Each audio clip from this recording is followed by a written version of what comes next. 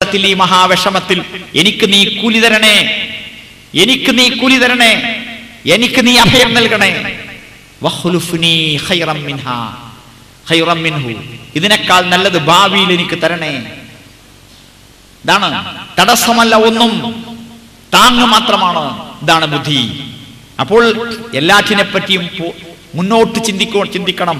ഏതാണ് ഉപകാരം? യഹ്രിസ് അലാ മാ യൻഫഉക, നിനക്ക് ഉപകാരമുള്ള കാര്യത്തിൽ നീ വമ്പിച്ച താല്പര്യമെടുക്കണം. ഏതാണ് നല്ലത്, ഏതാണ് ഉപകാരം, ഏതാണ് പ്രയോജനം, അതിലാണ് താല്പര്യമെടുക്കേണ്ടത്. യഹ്രിസ് അലാ മാ യൻഫഉക.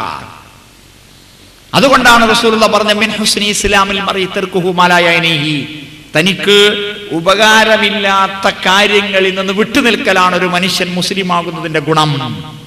അപ്പോൾ രണ്ടാളവിടെ സംസാരിക്കുന്നുണ്ട്, രണ്ട് പെണ്ണുങ്ങൾ അവിടെ സംസാരിക്കുന്നുണ്ട്.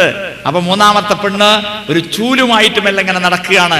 എന്താ, അടിച്ചു വരിക എന്നുള്ള ഭാവത്തില് അവരുടെ അടുത്തെത്തി ഇങ്ങനെ അടിച്ചു വാരുകയാണ്. അടിച്ചു വാരുകയല്ല, ഓലെന്താ പറയുന്നത് കേൾക്കുക. ഒട്ടത്തി പെണ്ണെ, ഓലെന്ത് പറഞ്ഞാ നിനക്കെന്താ? എന്തിനാ അത് ശ്രദ്ധിക്കുന്നത്?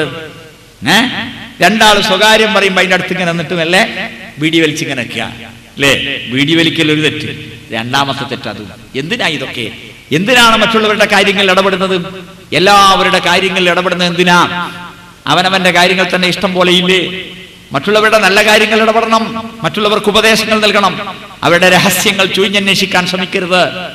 രണ്ട് പൊളി വാതിലുണ്ടെങ്കിൽ ആ വാതിൽക്കൽ ചെന്ന് മുട്ടുകയാണെങ്കിൽ ആ പൊളിയുടെ നടുവിൽ നിന്നുകൊണ്ട് മുട്ടി വിളിക്കരുതെന്ന് റസൂലുള്ളാഹി സ്വല്ലല്ലാഹു അലൈഹി വസല്ലം.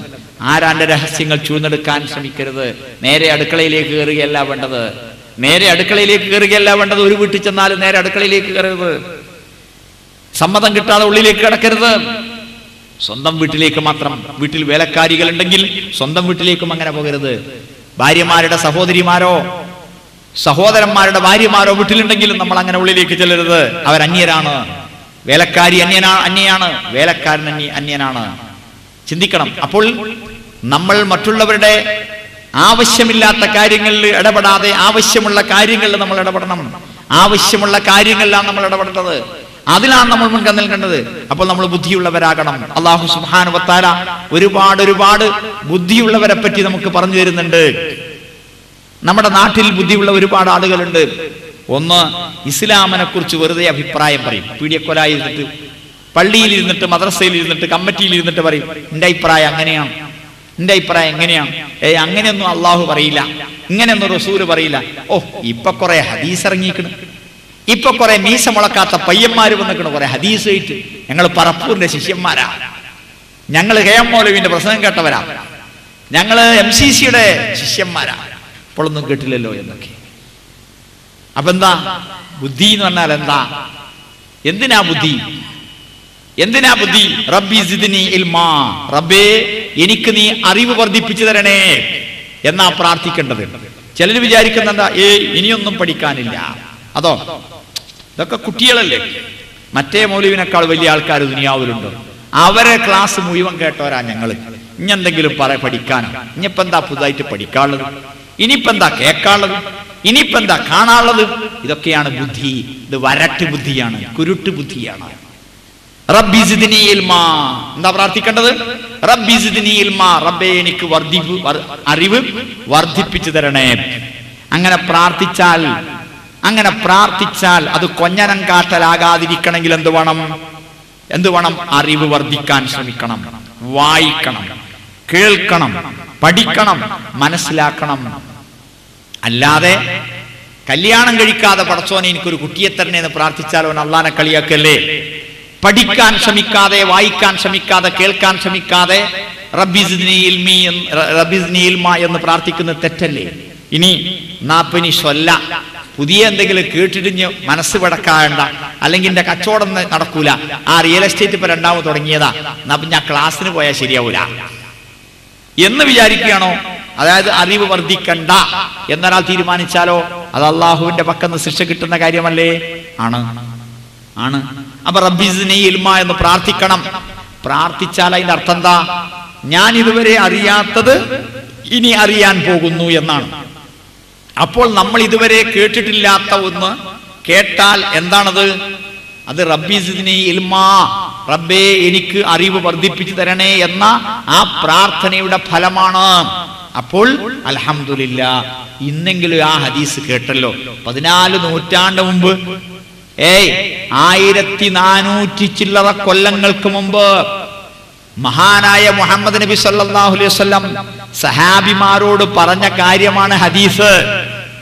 അതിനെപ്പറ്റിയാണ് നമ്മളിൽപ്പെട്ട വിവരദോഷികൾ, മരമണ്ടന്മാർ പറയുന്നത്. എന്താ, ഇപ്പൊ ഒരു ഹദീസ് ഇറങ്ങിക്കണം, എവിടെയിരുന്നു ഇതൊക്കെ?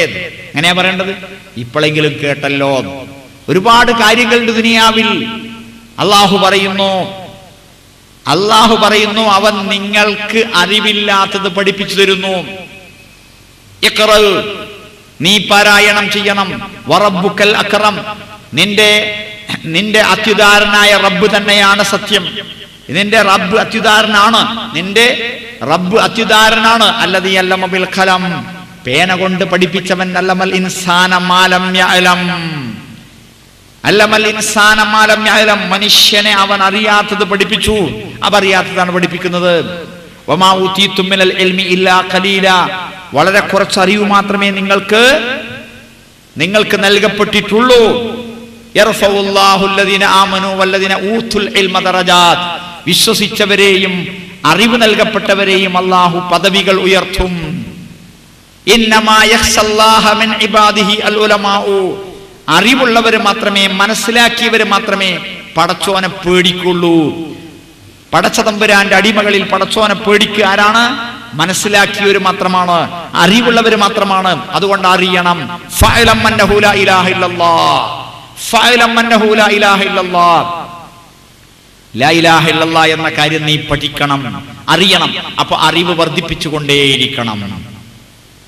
അന്നാസു അഅദാഉ മാ ജഹിലു എന്നൊരു ആപ്തവാക്യമുണ്ട്. അറിയാത്തതിന്റെ ശത്രുക്കളാണ് ജനങ്ങൾ. അറിയാത്ത കാര്യമാണെങ്കിൽ അതിനെതിരാണ് ഈ കാര്യം. അങ്ങനെയല്ല വേണ്ടത്. ദാഹം, അൽ ഹിക്മത്തുൽ അല്ലത്തുൽ മുഅ്മിൻ, നിങ്ങൾ കേട്ടിട്ടുണ്ടാകും. അൽ ഹിക്മത്തുൽ അല്ലത്തുൽ മുഅ്മിൻ, അറിവ് തത്വജ്ഞാനം വിശ്വാസിയുടെ കളഞ്ഞുപോയ സമ്പത്താണ്. ഐനമാ വജദ യൽതഖിതുഹു, അതെവിടെ കണ്ടാലും പെറുക്കിയെടുത്തുകൊള്ളണം. ആയിഷ റളിയല്ലാഹു അൻഹ എന്ത് കേട്ടാലും അതിനെപ്പറ്റി ശരിക്കും അന്വേഷിക്കുമായിരുന്നു. നമ്മളും അന്വേഷിക്കും. എന്താ, എന്ത് കേട്ടാൽ അല്ല മറ്റേയാള് അവിടെ പോയി എന്ന് കേട്ടല്ലോ, ഓളെ അവിടെ മോശപ്പെട്ട ഒരു ചങ്ങായിന്റെ കൂടെ കണ്ടല്ലോ, അവിടെ കള്ളിഷാപ്പുക്കാണ് കീറുന്നുണ്ടല്ലോ. അപ്പൊ ഇങ്ങനെ പിന്നെ ചോദിക്കലായി, അല്ല നിങ്ങൾ കേട്ടോ, അല്ല ഇങ്ങനെ കേട്ടല്ലോ, അങ്ങനെ 1000 ആളോട് ചോദിച്ച് അതിന്റെ വേരും വിത്തും തെരഞ്ഞെടുക്കും. എന്നിട്ട് എന്താണുള്ളത്? കുറ്റങ്ങളുടെ മേൽ കുറ്റം. അതാണോ? അല്ല, പരലോകത്തിന്റെ കാര്യം. അല്ലെങ്കിൽ ഒരു പലഹാരം ഉണ്ടാക്കിയ പിന്നെ അതെങ്ങനെ ഉണ്ടാക്കല്? അപ്പൊ പിന്നെ പിറ്റേന്ന് പിന്നെ നമ്മളെ പള്ള എന്തായി? ലാബറട്ടറി ആയി. പിന്നെ അത് ഉണ്ടാക്കുക. എന്നിട്ട് അത് ഉണ്ടാക്കിയിട്ട് ഒരു ദിവസം ഉണ്ടാക്കി ശരിയായില്ല, നമ്മളെ പൈസയും നമ്മളെ പള്ളിയും, അല്ലെ? അതിലൊക്കെ ഇൻട്രസ്റ്റ് എടുക്കുന്ന ആളുകൾ ഒരു കാര്യം ദീൻ പഠിക്കാൻ, അറിയാത്തൊരു മതകാര്യം, പരലോകത്തിന്റെ കാര്യം പഠിക്കാൻ തയ്യാറാകുന്നുണ്ടോ എന്ന് ചിന്തിക്കുക. ഇവിടെ ശ്രദ്ധിക്കേണ്ട ഒരു വിഷയം പറയാം. എന്താ? മാഇസ് റളിയല്ലാഹു അൻഹു വ്യഭിചരിച്ചു. സഹാബിയാണ്. വ്യഭിചാര കുറ്റം വലിയ കുറ്റമാണ്. ഭാര്യയുള്ള ഭർത്താവ് വ്യഭിചരിച്ചാൽ എറിഞ്ഞു കൊല്ലണം. കുഴിയില് 2 തരം എറിഞ്ഞു കൊല്ലല്. ഒന്ന്, ഓടിപ്പോവുകയാണെങ്കിൽ മരിച്ചു വീണവരെ എറിഞ്ഞാണ് കൊല്ലുകയാണ്.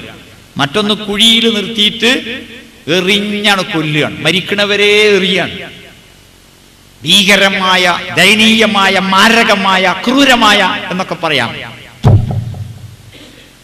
ആ മാഇസ് റളിയല്ലാഹു അൻഹു വ്യഭിചരിച്ചിട്ട് പടച്ചോനോട് മാപ്പ് ചോദിക്കാൻ വേണ്ടി, പടച്ചോനോട് മാപ്പ് ചോദിക്കാൻ തയ്യാറായിട്ട്, അതിന് പുറമെ പടച്ചോനോട് മാപ്പ് ചോദിച്ചാൽ മതി, അതിന് പുറമെ അദ്ദേഹം വന്നിട്ട് പറയാണ്, നബിയെ എന്നെ ശുദ്ധീകരിക്കണം. നബിക്ക് മനസ്സിലായി. നബി സല്ലല്ലാഹു അലൈഹി വസല്ലം മുഖം തിരിച്ചു, ഇങ്ങോട്ട് ഇരിക്കുന്നു. അപ്പൊ ഇവിടെ വന്നിട്ട് പറയാണ്, എന്നെ ശുദ്ധീകരിക്കണം. അങ്ങോട്ട് മുഖം തിരിച്ചു. അപ്പൊ ഇവിടെ വന്നിട്ട് പറയാണ്. അവസാനം പൊറുതി മുട്ടി